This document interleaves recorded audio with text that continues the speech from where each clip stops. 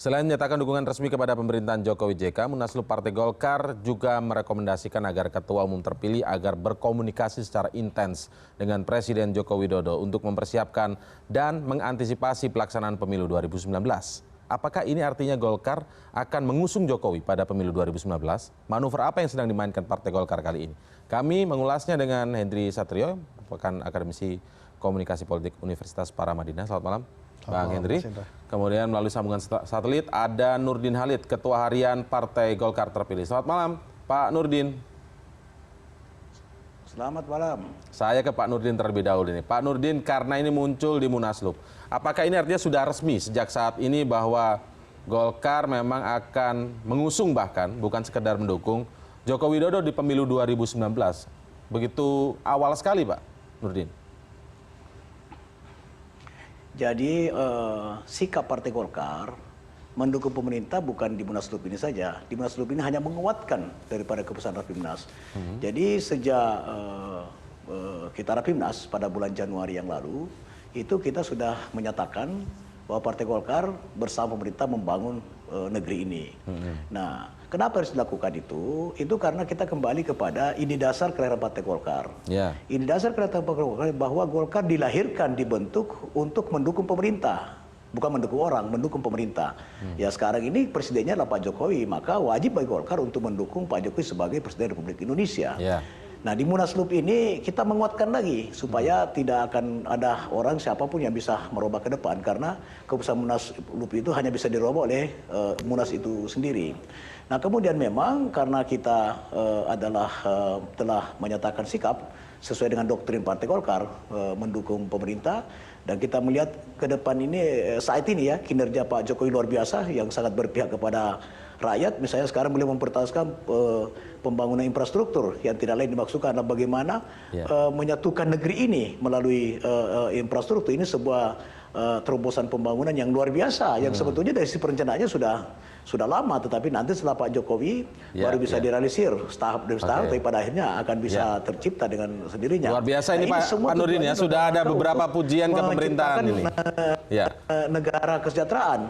Nah, ini sesuai dengan visi Partai Golkar, itu visi negara kesejahteraan 2045. Karena visi negara kesejahteraan 2045 memang Golkar bertekad untuk mewujudkan, yaitu terwujudnya pertumbuhan yang tinggi dengan pemerataan pendapatan yang tercipta oleh seluruh anak bangsa. Sebelum sampai jauh ke sana Pak Nurdin, kebijakan langkah-langkah Bapak Presiden ini, sebelum kita jauh sampai ke sana soal 2045, kita bicara yang lebih dekat saja. Saya ingin tanggapan Bang Hendry Satrio. Ini kalau setelah Munaslup sepertinya luar biasa banyak sekali pujian yang sudah berapa pujian tadi yang disampaikan Pak Nurdin kepada pemerintahan. Yang menurut saya beberapa waktu sebelum Munaslup ini memang belum pernah terdengar begitu Pak Nurdin ya. Saya coba tanya dari Pak Hendry, bagaimana Pak Hendry? Saya rasa itu hal yang sangat wajar. Seperti yang tadi judulnya juga kan jelas, kembali ke haribaan gitu kan. Memang sudah kitohnya Golkar ini berada di lingkar kekuasaan. Bahkan kemarin sebentar coba-coba dan langsung terasa pahitnya gitu kan, hampir saja. Tapi ini dibantah sebenarnya tidak pernah merasa coba-coba, selama ini selalu mendukung pemerintah begitu Bang Hendry. Ya enggak juga lah. Ya terserah aja kalau Golkar ngomong gitu, tapi kan rakyat melihatnya berbeda. Bahwa menjadi oposisi juga tetap mendukung itu hal yang lain, tapi kan memang terlihat menempatkan diri sebagai posisi. Agak aneh tidak menjadi oposisi tapi tetap mendukung, agak aneh tidak? Ya jadi sama, waktu di Setgap kan juga begitu. Ngomongnya di dalam Setgap, tapi kalau ada kritikan-kritikan atau ada kebijakan-kebijakan SBY yang menyimpang juga kan dikritisi juga. Tapi Golkar memang selalu bermain cantik. Ini kan Golkar ini kan sebagai partai yang paling dewasa di Indonesia. Artinya paling dewasa tuh semuanya bisa menjadi ketua umum, Mas Indra. Tidak seperti yang terjadi di Demokrat, Gerindra, PDIP atau partai-partai lain yang masih memiliki tokoh sentral. Di Golkar ini udah luar biasa. Jadi pada saat sebuah partai seperti sekelas Golkar memutuskan untuk ke pemerintahan, pasti keputusannya lebih ngejelimet daripada partai-partai yang memiliki tokoh sentral. Baik, Pak Nurdin, saya ingin kembali ya, saya tidak mau mempermasalahkan yang sebelumnya itu sebenarnya posisinya oposisi, KMP itu penyeimbang, ataukah benar-benar mendukung. Kita tidak ingin kembali ke sana, tapi yang ingin kita soroti malam ini, yang dimaksud rekomendasi berkomunikasi secara intens, efektif kepada Ketua Umum terpilih ini dengan Presiden Joko Widodo untuk mempersiapkan mengantisipasi pemilu 2019 ini, maksudnya apa Pak Nurdin? Ya maksudnya makanya saya jelaskan tadi, Partai Golkar itu punya visi negara kesejahteraan. Nah Golkar melihat bahwa langkah-langkah Bapak Presiden sekarang itu adalah seirama dengan tujuan Partai Golkar, yaitu dengan visi negara kesejahteraan. Oleh karena itu, dalam rangka untuk percepatan perwujudan daripada visi negara kesejahteraan itu, maka kita mewacanakan agar Ketua Umum terpilih bersama Ketua Dewan Pembina melakukan komunikasi politik dan komunikasi keluargaan dengan Bapak Joko Widodo dalam rangka persiapan untuk pencalonan Presiden 2019. Ini bukan lebih cepat atau lebih awal atau lebih lama, bukan begitu. Tapi kita melihat bahwa langkah kebijakan Bapak Presiden sekarang itu, Bapak Presiden Jokowi, itu searah dengan cita-cita Partai Golkar, yaitu mewujudkan negara kesejahteraan di tahun 2045. Tidak mungkin Partai Golkar bisa mewujudkan visi negara kesejahteraan kalau tidak bersama dengan kekuasaan atau tidak berkuasa. Itu tidak mungkin. Oleh karena itu, kita melihat bahwa langkah Bapak Presiden sekarang ini adalah seirama dengan visi negara kesejahteraan. Kalau sudah seirama, kita merekomendasikan kepada kalau sudah seirama lalu ujungnya apa? Mengusung ataukah masih akan melihat lagi di 2019 nanti masih seirama atau tidak begitu? Kalau melihat sekarang ini, Bapak Presiden itu sangat menghargai proses demokrasi. Nah, yang kita lihat sekarang ini sangat seirama kebijakan-kebijakan Bapak Presiden betul-betul pro rakyat. Satu hal yang tidak pernah kita duga sebelumnya lah, apa ide Bapak Presiden tentang misalnya tol laut misalnya, infrastruktur, ternyata idenya jauh ke depan, yaitu mempersatukan negeri ini. Ini sesuai dengan amanah Pancasila, sesuai dengan bagaimana menjaga keutuhan NKRI. Ini langkah yang memang sudah akan terwujud gitu. Oke, kita perbaiki sedikit nanti masalah komunikasi, ada gangguan sedikit komunikasi, tapi saya tertarik ketika Pak Nurdin tadi menyinggung soal tol laut dan sekarang dipuji seirama seperti arah visi negara kebangsaan Golkar begitu ya. Padahal tol laut ini sudah dari setelah Pilpres, sebelum Pilpres bukan sudah negara kebangsaan, negara kesejahteraan. Negara kesejahteraan. Sebenarnya ide tol laut ini kan sudah sejak kampanye Pilpres sebenarnya Pak. Kalau saat itu Golkar sudah setuju, kenapa kemudian masuk KMP? Nanti kita ulas lebih lanjut Pak. Kita tahan terlebih dahulu. Kami akan segera kembali saat lagi.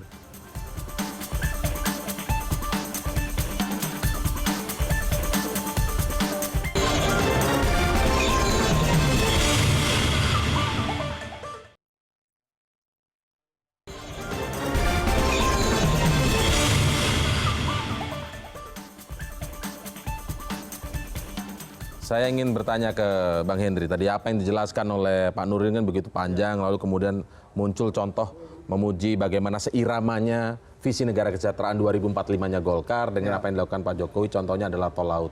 Padahal di tol laut ini sebenarnya sudah ada sebelum Pilpres itu berlangsung ya, kampanye Pilpres artinya. Kalau setuju kenapa waktu itu masuk MP? Tapi kita ingin kembali ke sana lah, katakanlah memang sekarang merapat ke pemerintahan.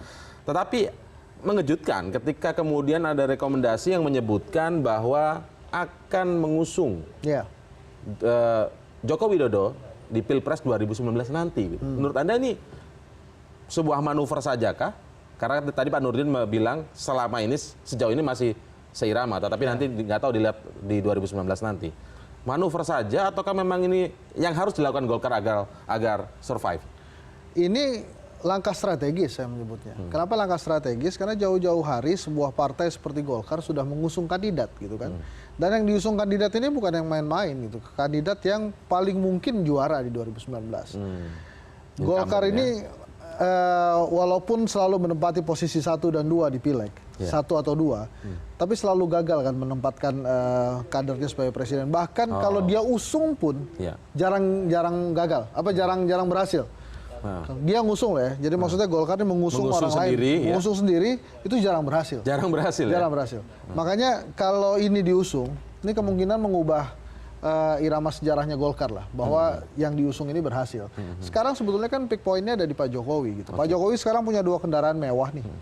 Kalau dia bisa mengatur koalisi dengan baik dan membuat Golkar seirama dengan PDIP, ini otomatis 2019 dia sangat kuat.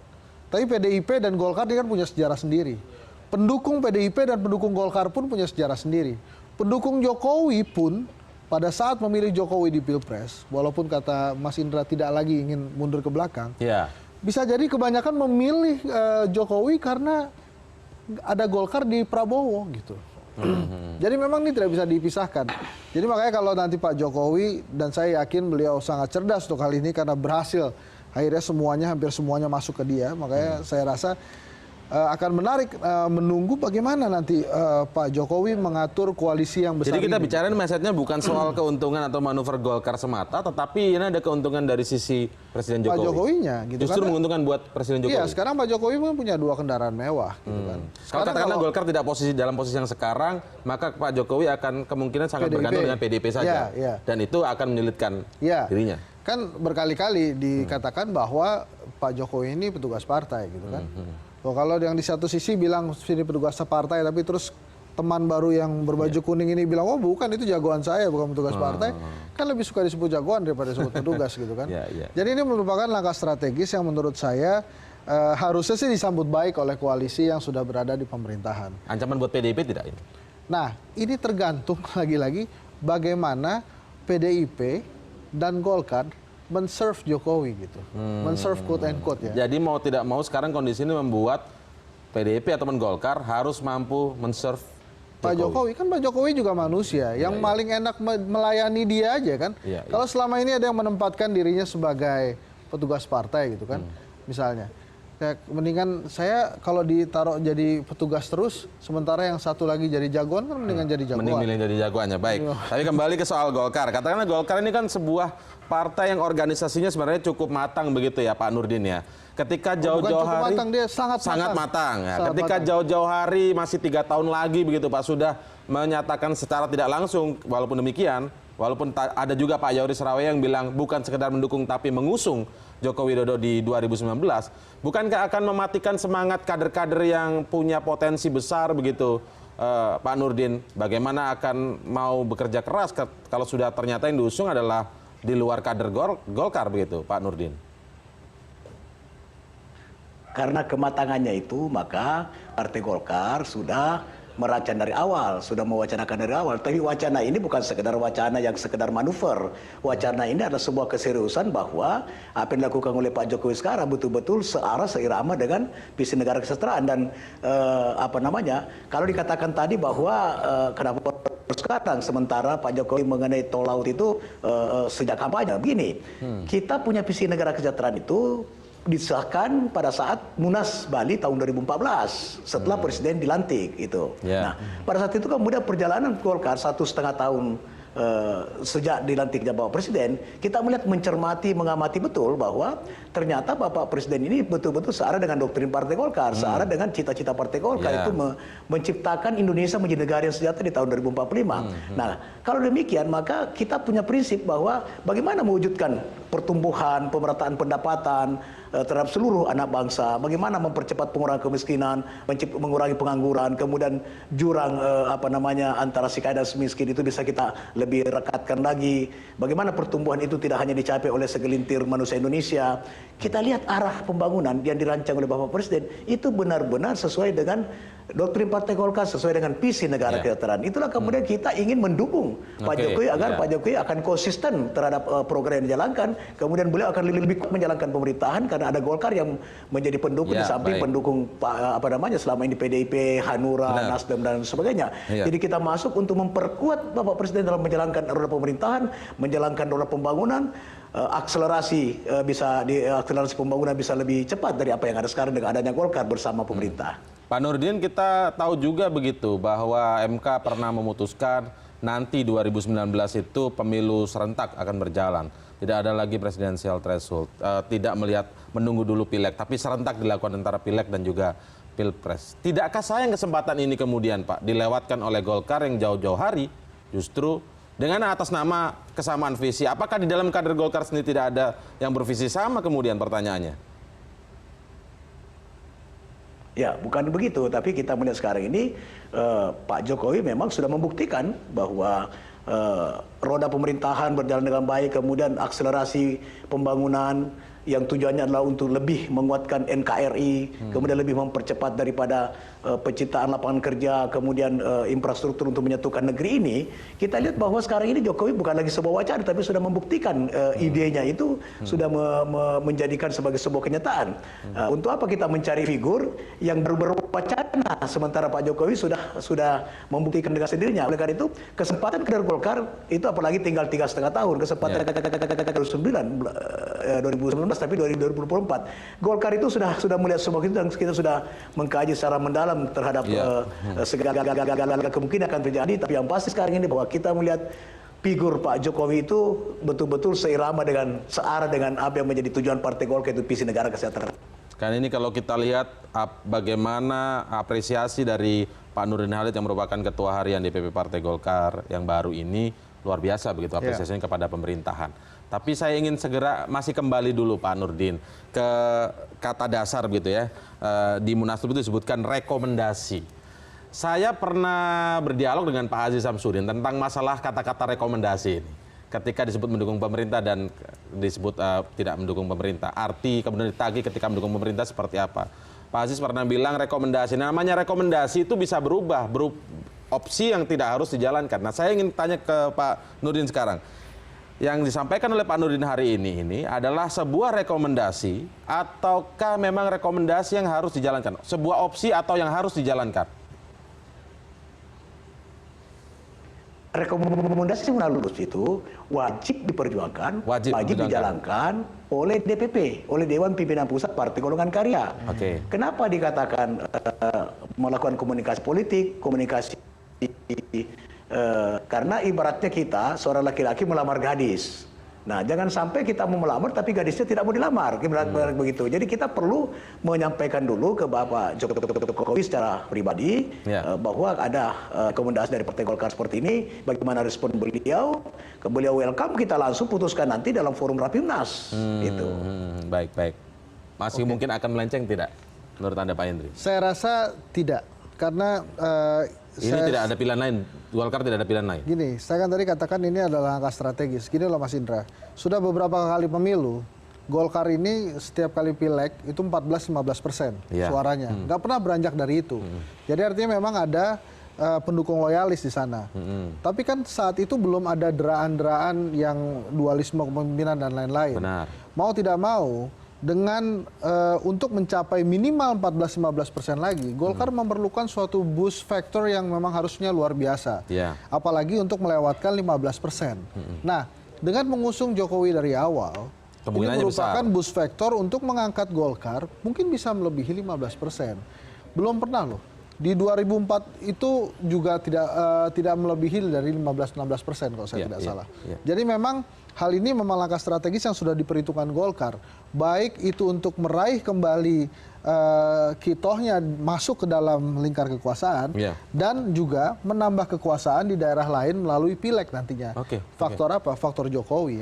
Kalau bicara soal angka itu sebenarnya, tapi kan kita ingat 2019 nih, katakanlah untuk memajukan presiden ya, untuk soal legislatif, untuk soal pilegnya ini beda soal gitu, karena akan suara di parlemen, masalahnya seperti itu. Tapi kan ini tidak menjadi syarat lagi kemudian nanti. Kan kampanyenya bisa bareng. Ditempelinnya bareng bahwa Golkar akan mengusung Jokowi. Itu adalah boost factor yang luar biasa daripada Golkar memaksakan kader-kadernya siapa yang terbaik tiba-tiba muncul. Jadi nggak ada hubungannya dengan pemilu serentak ini? Nggak ada hubungannya, justru ini memang sudah diperhitungkan, ini partai canggih loh. Maksudnya memang partainya orang-orang pinter ya, orang-orang politisi. Jadi mereka sudah memperhitungkan bahwa dengan jauh-jauh hari, apalagi dengan bersamaan dengan pileg itu, mereka bisa kampanye secara bersamaan bahwa Golkar adalah Jokowi ada di Golkar gitu. Saya masalahnya masih ragu dengan kata rekomendasi ini. Saya harus skeptis kata rekomendasi ini. Nanti saya akan tanyakan juga ke Pak Nurdin. Apakah iya tidak ada hasrat politik dari seorang Setia Novanto yang juga ketua umum Golkar sekarang ini? Apakah iya tidak ada hasrat politik dari Pak Abu Rizal Bakri yang waktu itu akhirnya gagal mencalonkan diri? Nanti kita akan ulas lebih lanjut. Ke Pak Nurdin Halid terutama pertanyaannya. Kami akan segera kembali saat lagi.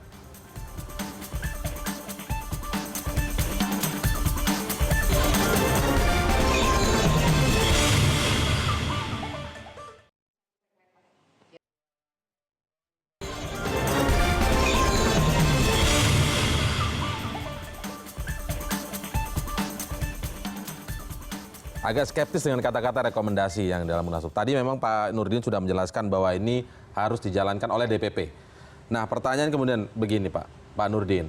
apakah iya nantinya di 2019 itu tidak ada hasrat politik dari seorang Setia Novanto yang saat ini sebagai ketua umum, mengingat usianya juga 60 tahun, itu kata Pak Adi Komarudin ya waktu saat voting. Apa iya juga tidak ada hasrat politik dari Pak Abu Rizal Bakri yang pada tahun 2014 gagal mencalonkan diri begitu? Bagaimana ini Pak Nurdin? Saya yakin bahwa setiap kader Partai Golkar yang merasa punya kompetensi, punya kapasitas, pasti punya hasrat, itu harus diberhadapkan pada realitas yang ada. Ya. Nah, bagaimanapun juga tidak ada arti sebuah hasrat kalau realitasnya tidak memungkinkan. Jadi Bung Hendrik terima kasih, memang mengingatkan Partai Golkar, dan itu sebenarnya Pak Hendrik ini bisa menjadi konsultan Partai Golkar ini supaya selalu berada di jalan yang benar gitu. Nah, kita akan melihat ke depan nanti bahwa memang figur Pak Jokowi ini tidak hanya sebagai figur yang disenangi oleh rakyat, tetapi programnya betul-betul pro rakyat, dan programnya itu yang saya bilang tadi itu searah dengan seirama dengan visi negara kesejahteraan. Oleh karena itu siapapun nanti yang punya hasrat akan saya perhadapkan pada solidaritas, dan saya sebagai ketua harian insya Allah bersama ketua umum akan mengawal rekomendasi ini, karena kebetulan saya ketua steering komite dan saya juga pimpinan Munas yang mengetok palu terhadap rekomendasi ini. Wajib saya kawal daripada setiap rekomendasi yang dilakukan oleh Munaslup, dan saya bersyukur dipilih oleh Formatur, oleh ketua umum, sebagai ketua Formatur, dan seluruh anggota Formatur bulat aklamasi mendesak sebagai ketua harian. Sebagai ketua harian tentu akan saya kawal dengan baik, dan ini tidak boleh akan melenceng kemana-mana rekomendasi yang dilakukan oleh Munaslup. Setiap kader Golkar harus taat asal terhadap segala keputusan yang tertinggi, yaitu keputusan Munaslup. Nah, dalam waktu yang tidak terlalu lama, saya kira ketua umum dan ketua Dewan Pembina akan melakukan langkah-langkah lobby-lobby politik, komunikasi politik dengan Pak Jokowi maupun komunikasi kekeluargaan untuk menindaklanjuti daripada rekomendasi daripada Munaslup Partai Golkar. Baik, saya masih terkesima dengan banyak sekali apresiasi. Ini sungguh berbeda begitu Pak. Saya kan juga mengikuti dinamika Golkar 1,5 tahun terakhir ini. Ketika menyatakan pemerintah, ada dugaan pemerintah intervensi dalam konflik internal Golkar, itu beberapa kali disampaikan juga. Mungkin Pak Nurdin juga masih ingat. Tapi sekarang jauh berbeda begitu Pak. Tetapi pertanyaannya kemudian begini. Dengan kondisi yang berbanding terbalik seperti sekarang ini, dari bicara soal realitasnya Pak ya, kondisi yang berbanding terbalik dengan kondisi yang saat ini, apa yang disampaikan elit-elit Golkar, Pak Nurdin, yang disampaikan juga Pak Aziz, yang disampaikan juga Pak Abu Rizal mungkin, kepada Pak Prabowo di KMP, Pak?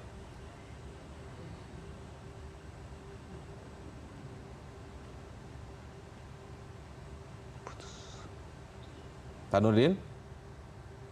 Baik, sayang sekali terputus ya. Halo? Baik, Pak Nurdin bisa mendengar? Bisa mendengar suara saya, Pak Nurdin? Sekarang bisa. Nah, baik. Sekarang dengar. Baik, Pak Nurdin, kalau kita lihat realitas politiknya, kan ini apresiasi begitu banyak kepada pemerintah ini, saya mengamati sendiri berbanding terbalik dengan sebelumnya. Kita tidak usah mengamati kembali ke sana, tetapi ketika sekarang berbanding terbalik, apa yang disampaikan begitu elit-elit Golkar oleh seperti Pak Nurdin, seperti Pak Abu Rizal Bakri kepada Pak Prabowo di KMP? Begini. Tidak ada persatuan tanpa pernah ada perbedaan, ya, dan tidak ada perjuangan tanpa pernah ada pengorbanan. Nah, kita dengan dengan Pak Prabowo tetap bersahabat, tetap berteman, dan Golkar tetap ada di KMP, tapi KMP yang sebagai forum silaturahmi. Dulu juga sebetulnya KMP itu bukan oposisi, KMP hanya menjadi kelompok penyeimbang dengan pemerintah. Pemerintah berada di jalan yang benar, kita mendukung. Dan jauh lebih banyak dukungan KMP yang mohon maaf dibanding dengan teman-teman yang pada saat itu bersama dengan Bapak Presiden. Justru kita banyak di KMP itu yang banyak mendukung daripada kebijakan Bapak Presiden, itu fakta. Oleh karena itu tidak bisa dikatakan bahwa KMP itu adalah kelompok oposisi.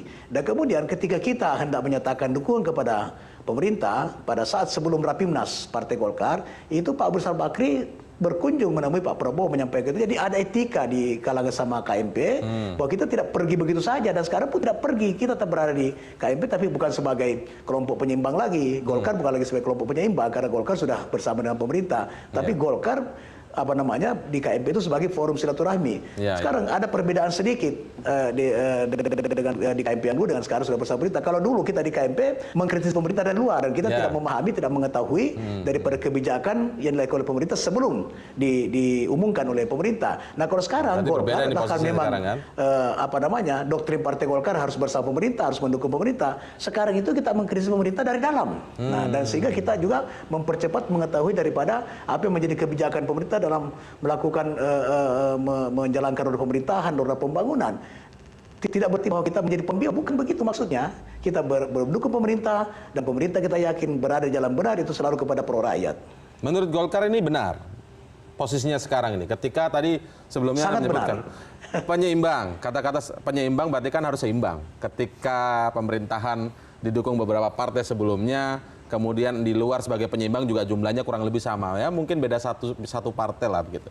Kalau kayak kondisi sekarang ini adil tidak itu menjadi penyeimbang? Kalau sekarang yang kalau saya amati hanya tinggal Gerindra atau mungkin PKS juga masih ada di sana, walaupun mungkin juga masih setengah kakinya ada di antara keduanya juga begitu. Fair tidak ini Pak Nurdin? Ini bukan soal adil dan tidak adil. Demokrasi kita bukan demokrasi liberal, ya. Demokrasi kita demokrasi Pancasila. Apalagi Partai Golkar itu asas Partai Golkar itu yang pertama sekali adalah asas demokrasi Pancasila, asas kepemimpinan Pancasila, asas mengedepankan kepentingan umum dibanding kepentingan kelompok dan orang, asas kegotong royongan dan kekeluargaan. Itu asas Partai Golongan Karya.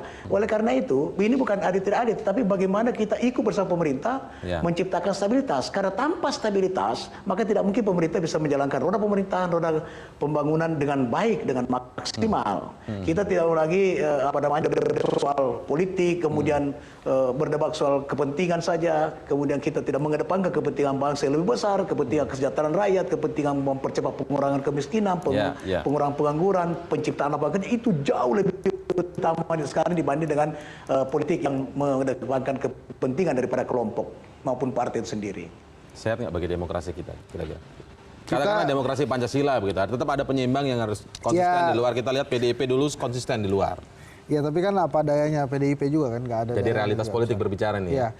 Buat rakyat seperti kita sih Mas Indra, ini tidak menguntungkan. Karena apapun itu rakyat kan perlu penyeimbang. Tapi ya kita juga memang harus menghormati pilihan-pilihan partai politik gitu. Yang namanya kekuasaan kan. Ya, tentu harus politik itu ujung-ujungnya kekuasaan. Tapi kita boleh inilah, maksud saya Gerindra punya tipe yang memegang komitmen juga. Dan di satu sisi kan juga ada Partai Demokrat yang masih menempatkan dirinya di tengah. Kalau saya boleh katakan, ya tidak hanya melihat partai gitu. Jadi okelah ada Pak Jokowi disokong oleh Megawati, kemudian ada Abu Rizal Bakri di sana dan beberapa ketua partai. Tapi yang menjadi penyeimbang adalah Prabowo dan SBY. Gitu. Bisa jadi kan kita melihatnya seperti itu.